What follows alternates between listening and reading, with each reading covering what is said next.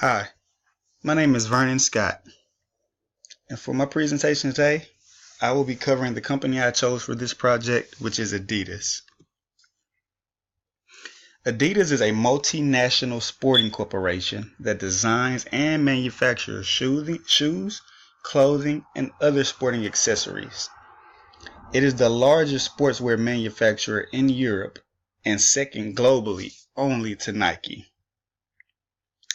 In the presentation, I will compare and contrast the past 5-year financial performance of the company with the industry average and the leading competitor, which is Nike. So let's jump right into it.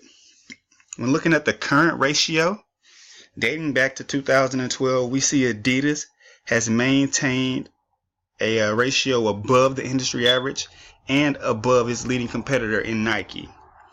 Now in 2014, it about evened up with the industry average, and that stayed around the same, stayed pretty stagnant with the industry average all the way into 2015. And into 2016, we've seen Adidas start to create that separation from the industry again, while constantly being above that of its number one competitor in Nike from 2012 leading up to 2016.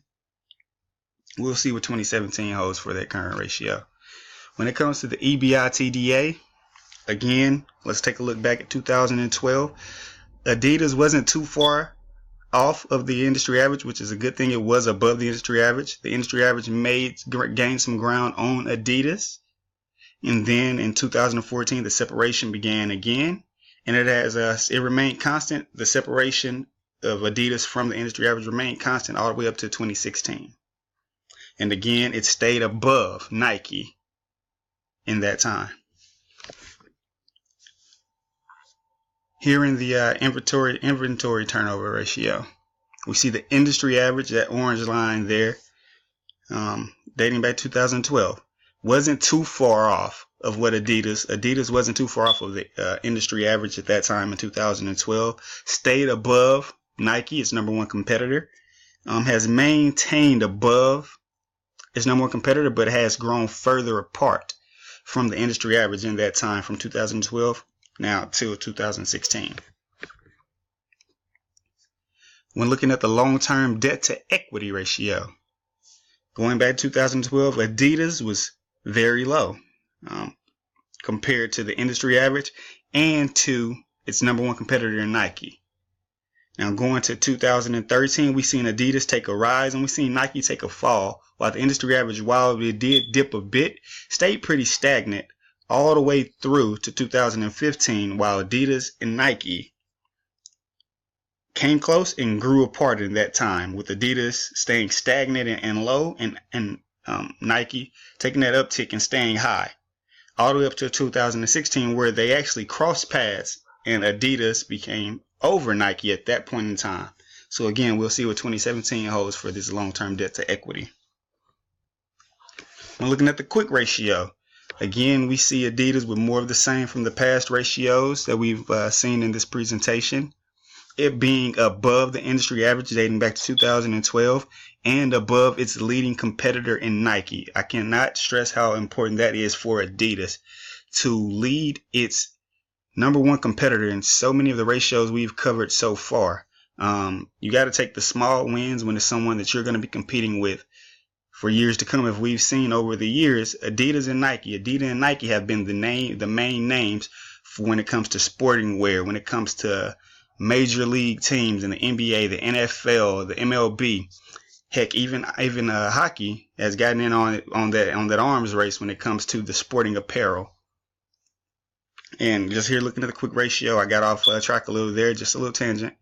But I see where 2012, Adidas took that uptick into 2013, while Nike had a downswing of sorts. Not too major, just minor downswing into 2013, while the industry average took that along with Adidas took a minor uptick. Stayed pretty stagnant in 2014. All three, the industry average, Adidas, and Nike, took that dip in from 2014 going to 2015. And this is the interesting thing. Going to 2016, the industry average stayed stagnant at a small down curve along with Nike, while Adidas actually was on the rise from 2015 to 2016. And again, this is one of those things that we're going to take a look at here for 2017 to see where Adidas is at in that point. Let's look at the return on assets. Dating back 2012, it is our starting point for this project. Adidas remains above the industry average and above its number one competitor in Nike. I'm not going to go into how important that is again, but as you can see, that's a win for Adidas to remain at that point where it's above the industry average and above its number one competitor. It's sending a message over and over that we're here to stay, and it's just continued to stay that way up to 2016. Again, looking at the return on equity, it's more of the same. Here, the industry average and Adidas were actually at the exact starting point dating back to 2012, and we've just seen Adidas separate itself from the field, so to say, all the way up through 2016. We've seen Nike make a gain on the industry average, but we have seen Adidas go steady climb through the years. When it comes to the total assets turnover, we see the industry average, Adidas and Nike all pretty close. Back in 2012, we seen Nike stay pretty stagnant and with a slight dip into 2014, and we seen the industry average and Adidas remain relatively close up to 2014, and then they became pretty much a dead heat into 2016, and Nike began to make its comeback in 2016. We're looking at the ROI.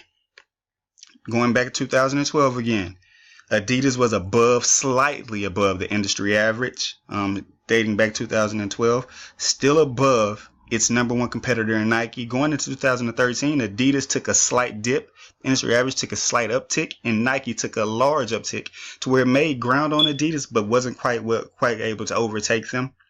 Going to 2014, Adidas hit its stride and began to gain. The industry average and Nike both took dips all the way down to 2015 to where they finally regained their traction and started to come back up to join Adidas. As you see here, Adidas remained above everyone going through 2016. So that's a great thing. Looking at the debt to equity, this is where Adidas could do better.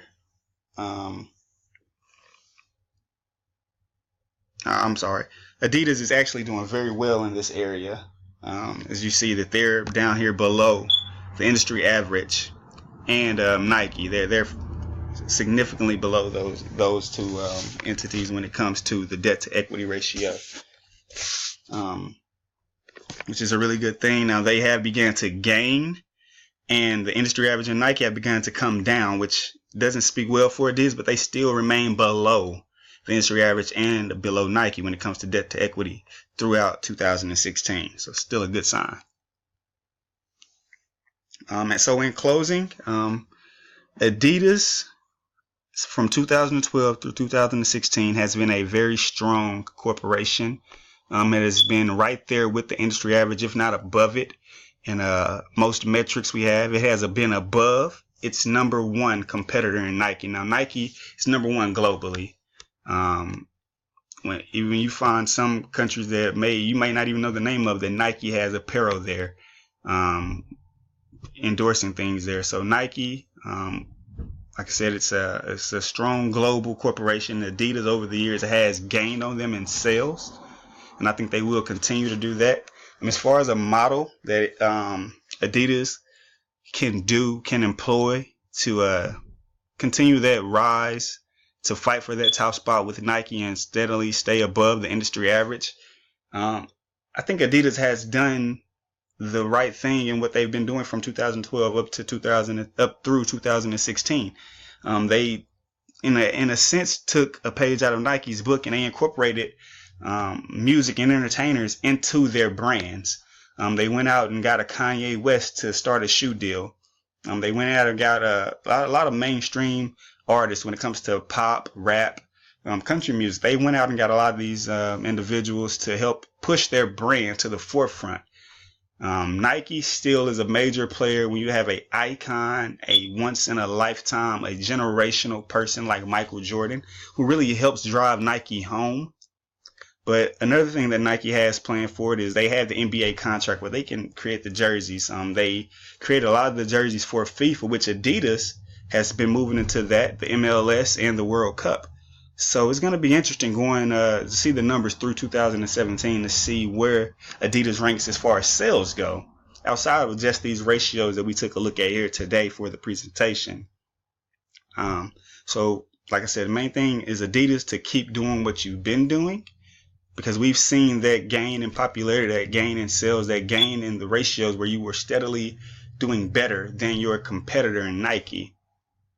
So arms race of sorts, but I think Adidas is on the right track to doing great things, and I can't wait to see what 2007 had in store for them. Thank you.